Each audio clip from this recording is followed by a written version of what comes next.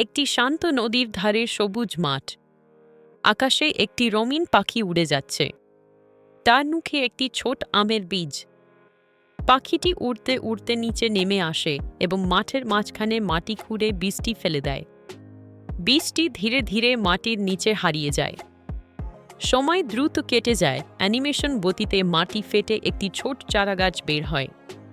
বৃষ্টি, রোদ আর হাওয়ার পরিবর্তনের সঙ্গে সঙ্গে গাছটি দিনে দিনে বড় হতে থাকে। কয়েক বছর পরে গাছটি বিশাল, সবুজ পাতায় ভরা একটি আম গাছে পরিণত হয়। ডালে ডালে হলুদ পাকা আম ঝুলছে। হঠাৎ দূর থেকে একটি ট্রেন আসে। ট্রেনের ইঞ্জিন গাছের ডালগুলো ধাক্কা দিয়ে ভেঙে ফেলে।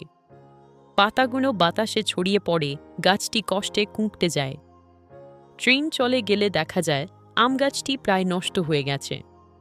উপরে আকাশ থেকে কয়েকটি পাখি দ্রুত নেমে আসে।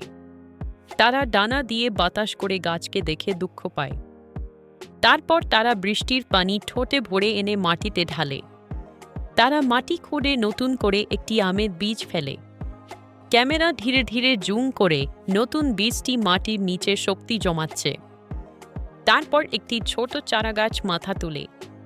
পাখিরা খুশিতে উড়ে যায় আর সূর্যের আলো নতুন গাছটিকে উজ্জ্বল করে তোলে।